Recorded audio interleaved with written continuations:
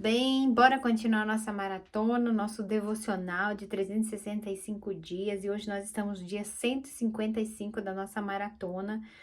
Hoje nós vamos ler Salmos 23. Eu vou ler o 1 e o 2. Que diz o Salmos 23. O Salmo 23 ele é bem conhecido, né? A maioria das pessoas conhece o Salmo, né? O Senhor é meu pastor e nada me faltará. Bora ler? O Senhor é o meu pastor e nada me faltará. Ele me faz descansar em pastos verdes e me leva a águas tranquilas. Vamos começar pela primeira parte aqui. O Senhor é o meu pastor.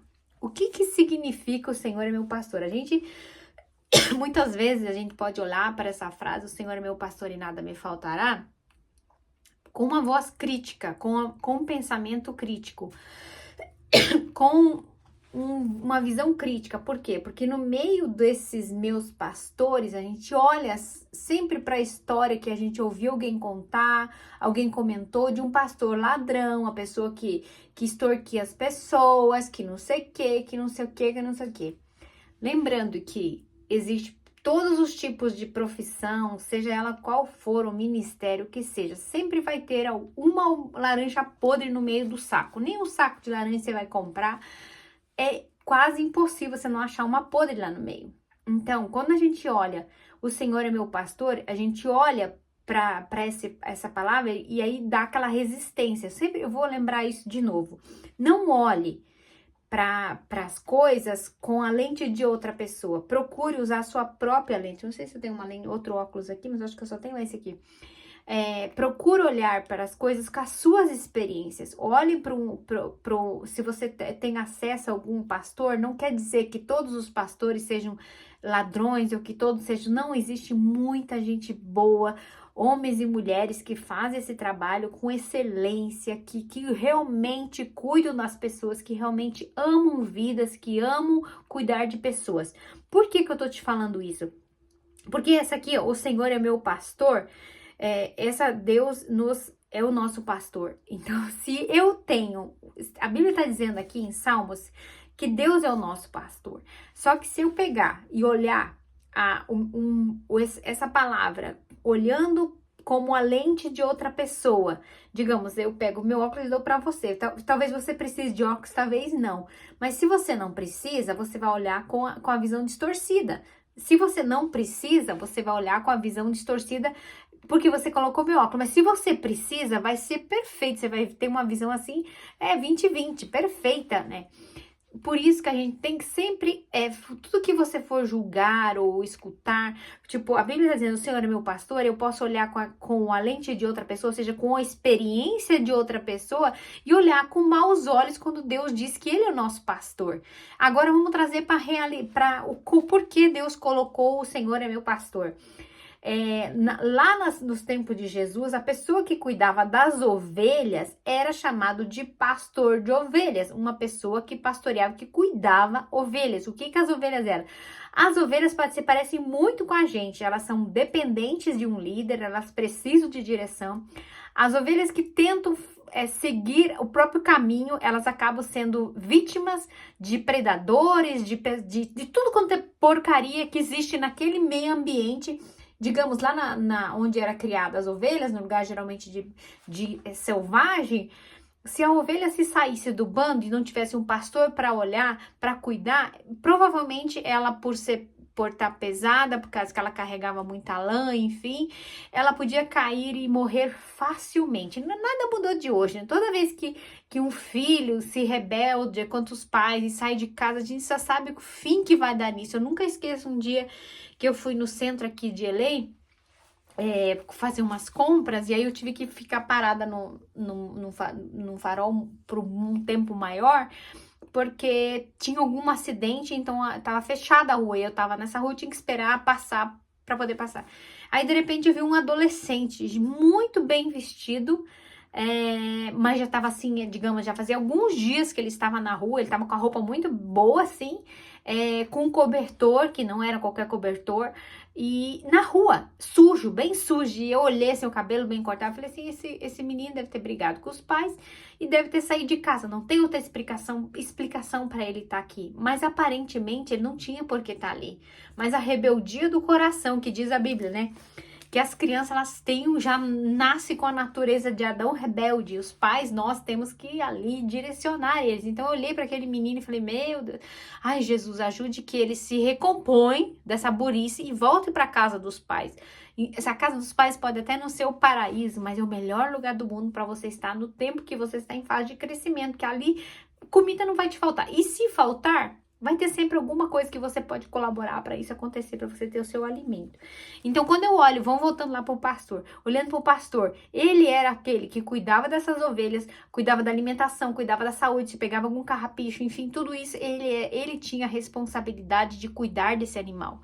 O Deus olhando para nós, como sabendo a nossa fraqueza, sabendo a nossa limitação, sabendo como nós somos dependentes de alguém para nos direcionar. Imagina se a gente nascesse igual os bichos, né? Ninguém te ensinava a caminhar, ninguém te ensinava a comer, ninguém te ensinava a andar, ninguém ensinava você a fazer suas necessidades no lugar correto. Imagina a porquice que seria isso. Então, nós, o ser humano, nós precisamos ter alguém que nos direcione para fazer o bem. Por isso que existe a lei, por isso que existem as autoridades. Ok, as autoridades hoje estão todas distorcidas. Todas não, né? Não vamos generalizar. Existem homens e mulheres que são de verdade sérios no papel que elas exercem. Aí quando eu tiro a visão de ter, porque se eu ouvir, todos os pastores são ladrões, será que são todos mesmo?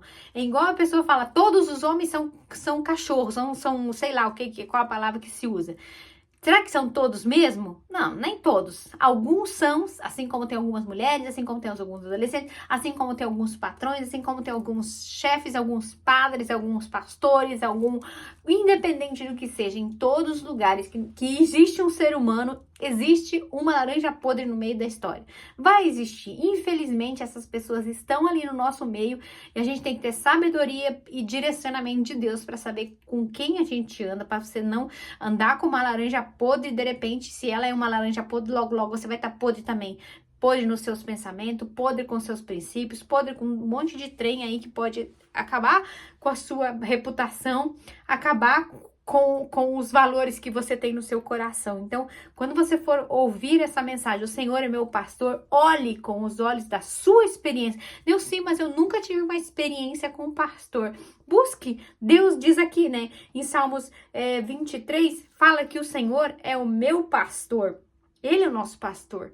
Mas se eu olhar com a lente errada, eu não vou usufruir da beleza, do dom, do prazer, do privilégio de ser pastoreada por um Deus que deixou um livro para nós.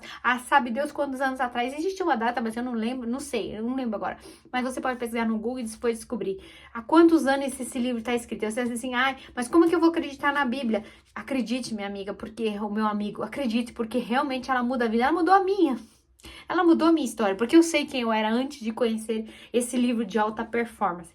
Vamos continuar aqui, agora vamos ler o 2. Eu vou ler um de novo para nós ficar dentro da página. O Senhor é o meu pastor e nada me faltará. Ele me faz descansar em pastos verdes e me leva por águas tranquilas, sabe? Por mais que nós estejamos passando por tribulação, por mais que nós estejamos talvez um diagnóstico que não era isso que eu queria, por mais que não sei o que, por mais que seja muitos barulhos ao nosso redor, não esquece.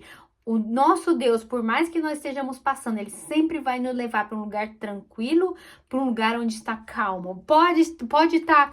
E aí, quando eu tenho uma paz de espírito, uma paz no meu coração, que Jesus está dentro do meu coração, o que acontece? Quando isso acontece, por mais que tudo esteja barulhento ao meu redor, eu tenho paz dentro de mim, sabe? Quando você vê, assim, uma situação, assim, caótica ao seu redor, você vê. Eu acho que eu já contei. Desculpa a história do avião que. Eu tava vindo pra Santa Catarina e de repente deu um trem lá e aí não tinha onde pousar o avião.